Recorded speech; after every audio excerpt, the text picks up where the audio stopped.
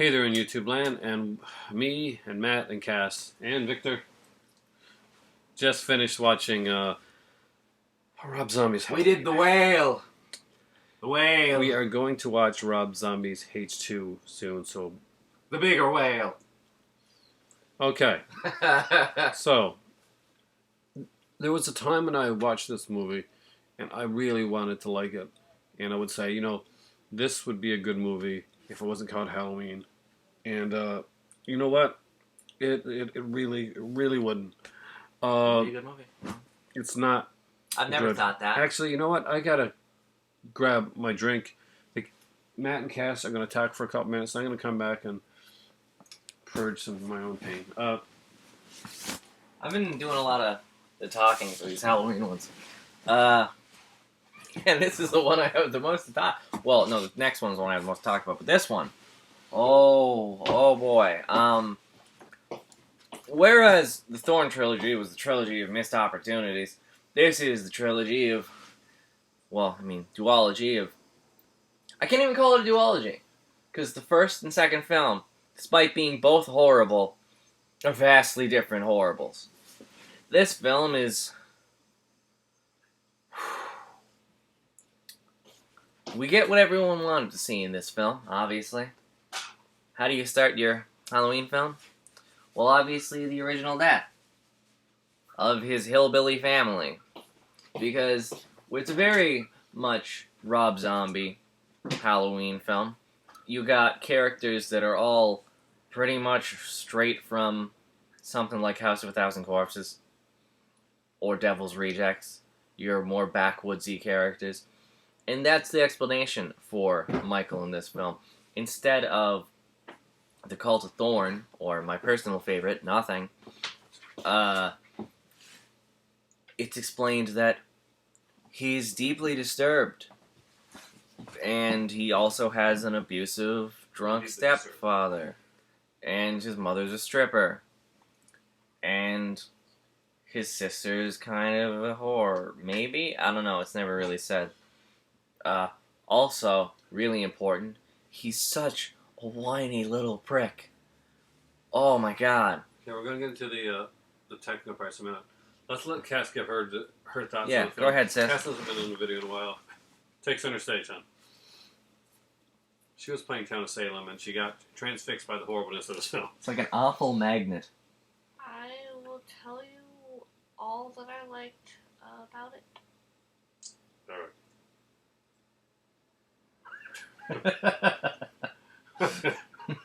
I see what you're doing. Nothing. The answer's nothing. Because it's got nothing to like. So what was the worst part of the movie for you? I think the worst part was between the beginning and the end. It's such a hard watch. It was a long watch. Honestly, what time is it? Yeah, geez, that was a long watch. Rob Zombie's Felt Halloween. longer, too. Let's get this out of the way. Rob Zombie doesn't understand the meaning of the word casting. He understands the meaning of the word stunt casting, and this is one of the biggest problems in all of Rob Zombie's films. He thinks if you put people that are in better movies in his films, that's good enough. That you don't need a solid script. You don't need to be able to know how to write a film. You just got to put people that were in other horror movies, and you're hoping you're going to get that feeling. Man, the movie does this is have a lot filled of that. with different cameos. We got we see Richard Lynch at the beginning of the movie playing the principal. We have there's two good actors in this movie. There's Brad Dourif, who does a good job as the sheriff, but it's a thankless and small role.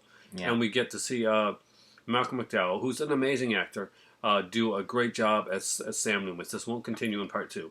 However, we also get the Big kid Rowan is played by Dag Fraish, who didn't get to play him in the second one because he grew up and got out, I guess. he escaped. But this is horrible. We have Sybil Danning as the nurse. We have Udo Kier as basically the Dr. Wynn type character. Clint Howard shows up in this one here. But mostly appears in the theatrical version, not in this version. Not in this version. Ken Foray is in as a trucker. Yeah. We have Sid Dee Haig, by the way. Wallace Stone, of course. Dee Wallace as the mother in this one. Sid Haig is the caretaker. A lot of people are thrown into it. There's like other people that were in this as well that were taken out. There's a scene where he goes to the where the town record hall and in the theatrical version, and I think it's Margot Kidder. It's Yeah, not in this version here. Bill Moseley is He's in the theatrical biggest version. thing in this difference here. The biggest difference. There's a couple scenes that are taken out, but the biggest difference is how Michael escapes. This What? is fucking ridiculous. Apparently, there's a hillbilly. Everybody in this Everyone's movie. a hill. Remember when we saw Except for- Haddonfield before, and it was like, wow, what a quaint, small American town. It's really nice. In the middle of Illinois, it's one of those, like, homely towns. Apparently, Illinois was taken over by, like, backwoods truckers at some point, and it's now become the Haddonfield of today. Well, here's the thing that kills me is that the movie starts out like 16, 17 years like in the past. Yeah. And there's no difference in the characters from 17 years ago to the characters in modern day. The No, no, characters and their their style, their dress, dress, everything. nothing has changed. Everybody is just stuck in this one spot. And this is the longest fucking horror movie I've ever seen. And I'm probably going to say the same thing about the next movie. But you know what? They're just so hard to watch. It is really boring. I mean, that is one of the biggest things. This movie is boring. The overextended sequence with the kid. Oh my god. I don't what the care. fuck? I know I say this a lot, that I don't care about the motives, and I don't think you'd have one, and you shouldn't. But, God, if you're going to give them a motive, don't make it like an hour of the film. I was get it. praying for part 5 again. Because this Speaking thing... of which, all the girls are Tina in this. Lori's not Lori.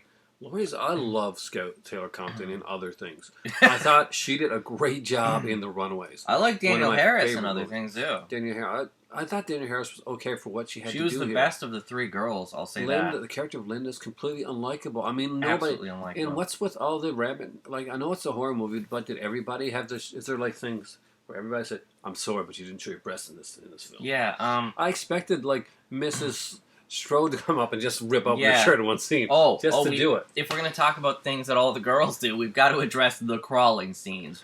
No matter what happens to any of the girls in this film, they always have a crawling scene. Yeah, right, Actually, right back to Judith. the only time that you get a male who has a crawling scene is if that male was sympathetic to Michael. Because you also get a Danny Trejo crawling scene and a Malcolm McDowell crawling scene. Hold on, it's I don't like know why. every fucking box cover of a horror movie now that With has the- a girl crawling with her hand out like this. And there's a lot of them. You got go to the store or look online. You see a lot of these covers with the girl with her I hand think out. it started with So- quarantine. With the quarantine cover. Oh my god! But it keeps. And Every, scene with a female in it has them crawling at some point in time. Okay, let's try and Every give single a thing. So Michael Myers is a little kid that's killing animals. We find out that he's like really warped from the beginning. He's a really whiny, emo type kid. He's got long blonde hair. His mother's Really annoying. Sherry Moon Zombie. Well, you know what? Does a passable job in this film. People always What rag on this Sherry film Moon can Zombie, be is passable. but you know what? Sherry Moon Zombie does do a good job. There's a bunch of like character actors in this that are still don't- stumbling through sequences. But you know what? Her I still for don't what she think does, that she's likable all the time. I think she's likable in this film. I think she's very likable in this film. But you know what? I don't think many other people are likable. I think the people I that don't are know. supposed to be The likable. scene where she's at the Alright. school, where she's like, "Sure, looks like you fucking like calling me down here. I don't understand. Michael like can't do this stuff." No, it's annoying. No, it's a typical parent reaction to being called down to a school, and I've been there. I've been the parent that. So yeah, so don't go there. I We get know- no. I don't. but It's but the thing is that here's the thing, and this is what kills me. And it's going to kill him more in the second one because he totally changed her character and Loomis' character and everybody's fucking character. 'cause, like after We the get to first see one, him basically. She finds out after he gets in a fight sort of with a bully played by the guy from Spy Kids. he kills Spy Kids. Oh, we're not there yet. And so Loomis says that Loomis comes in because he's Richard Lynch is the He's got his principal. long hair. He's He's got his called- sunglasses on. He's Yeah, like, it's okay. I mean, it's okay. He's young. yeah, Loomis. he's supposed to be young Lewis. It's silly looking though. But no, it's anyway. He gets the kills happen. He kills his sister in this one. He kills her boyfriend. He kills Hilarious. his There's several deaths where like it Stepdad. randomly goes shaky cam for a while, which the was annoying. the camera work in this movie is not good. I gotta Nope. agree with Castle earlier on. Said if I got one part of this movie, it's okay. The lighting's okay, and the lighting is pretty okay. I'll give it that. But It's because usually when I watch horror movies, like it's always like you can only see an outline of like their chin because the light is terrible. It's like, are there no light switches where you live? This film is. this is lit all right. Oh, It's lit next like film's a. even more. But the lit. problem is that it's lit. I don't think it's lit like a horror movie as much as Yeah, it's almost lit like a kinda rock like video. Yeah, which makes sense considering like Rob Yeah. Zombie's origins and that. It's lit better than like compared to other ones. Also, one of the things that I guess they thought like people will love this one if we just put in constant songs from the original two films. But they don't That's it. do that, really. They put do. in- They put in like a few like of the alongside Rush and Love Hurts. Well, this is what killed me. Rob Zombie is an artist, a musical artist, and you know what? He's not a bad musical artist. From his No. stuff with White Zombie and his solo work, like Dracula stuff, I actually dig that stuff. But you know what I don't dig is this here. He can't put, just because you can make music yourself doesn't mean you can put a score together, and he really can't put a fucking score together. There's unintentional humor all throughout this movie. Love The Hurts sequen- is the Love one of the Hurts most sequence. hilarious scenes. Yeah, and the sequence with little Michael, you missed this, Cass, because you're playing Tennessee, but when he's a little boy, he actually puts on the Michael Myers mask. So you see a small child It's like, with like a 10-year-old With that with big a ass- with a huge Michael Myers mask on, walking around with a knife. Yeah, it's hilarious and jarring, and one of the like many scenes that comes off as just hilarious. okay, Michael so doesn't act like Michael, by the way. Overall- He's pretty much Jason. this movie sucked ass. There was nothing at all. You know, I watched this movie before, and I tried to give it like as many like outs as I possibly could. I tried to give as many excuses for the film because I Not like the likable. Halloween things. I just watched Not a 4, good 5, and film. 6. And, you know, and 5 is a pretty weak film, but 5 is a fucking masterpiece. I'm sorry, but my French here, guys, but this is horrible. We have to get on to the second movie. Do you know what? This one doesn't deserve a thorough review. This movie sucks ass. It's awful. It's Don't horrible. watch it. Scout Taylor Compton, you are a fantastically beautiful lady that deserves much better than You know what? this. Almost everybody in this film, Daniel Harris, Malcolm McDowell, They all deserve better. everybody should have just. I have to say this, and I gotta say this right now. The father and mother of Laurie Strode's characters are literally really the only likable, nice. like really nice, likable characters. They're the only characters who look like they came out of a Halloween movie. And you know what? Really, We have to get on to part 2. It's getting late. died, and by the way. So that I don't fall asleep, they died. we gotta just died. go They watch just this one. completely H2, guys. killed them. We have to watch H2. At least there's no solemn rape sequence to fast forward through in this one. Jesus Christ. No, instead we have Knights of White Satin. Don't remind me. Halloween, Rob Zombie. Fuck you. Bad, just bad. It's terrible. Okay, Cass, final words on Halloween, Rob Zombie. Terrible. Just.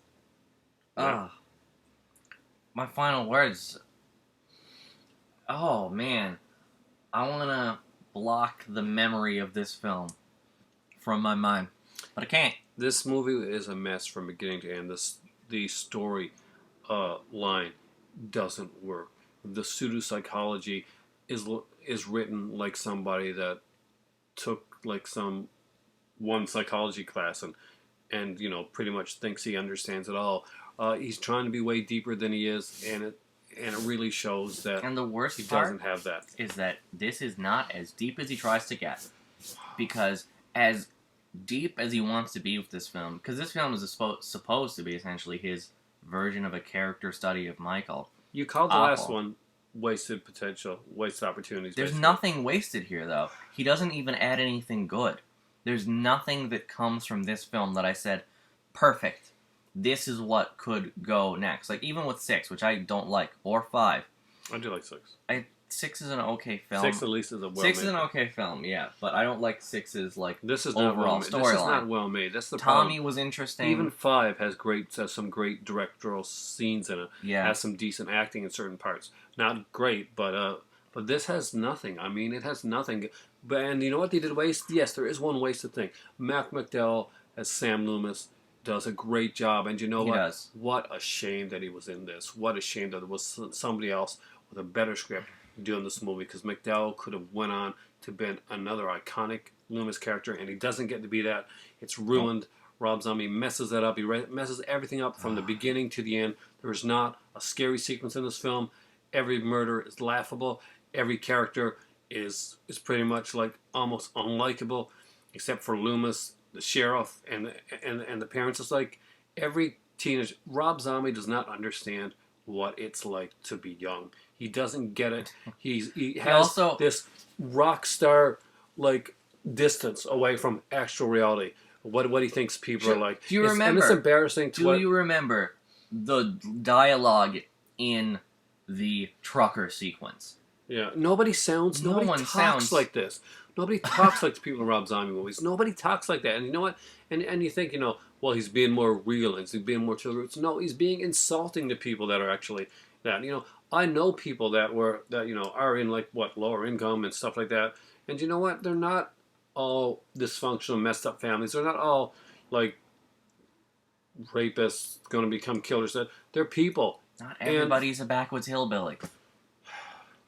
And I don't understand why that has to be every character's film. They came out of fucking Texas Chainsaw Massacre, because they didn't. They're not all the family from Texas Chainsaw Massacre. It's true. Even the good people are the families from Texas Chainsaw Massacre. What the hell? I know you like that movie, but give it up. We're tired. We do not want to see you do the same thing over and over and over again. Why didn't you just remake that film? The film's had like so many remakes and just stuff. Go to that film. Because he'd do something, you know what he'd do? He'd put them in white suits and stuff like that, and he'd do the exact opposite. And everybody else that was good in the movie would be hillbillies. And they'd be like, yeah, we're going to get some moonshine. But no, it doesn't work that way. Life doesn't work that way. You know what? Small town in Illinois. I expected any time in this movie to see fucking Hillbilly Jim from the 1980s WWF wrestling show to come on there, or maybe the Godwin Brothers. But this is horrible. I'm sorry. No, this is enough. Calling this film, calling this film a train wreck would imply that it was at one point on the tracks. I like that line.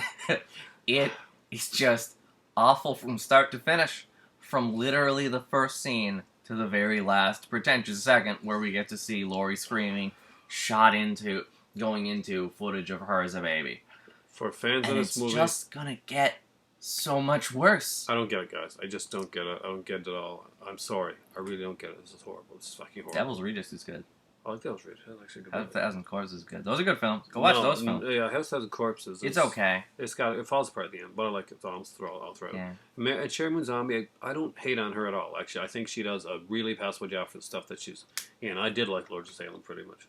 Yeah. But I hated it. It sucked ass. Time for Tea. I can't take it anymore. I gotta watch the next one, and I'm just dreading it. I'm seriously dreading it. I gotta put myself in a review mode right now, where I gotta kind of like wipe that one clean, and just like grab some tea, and just put on the next one and watch it with fresh eyes, because it's the only way you can do this when you're reviewing something like this.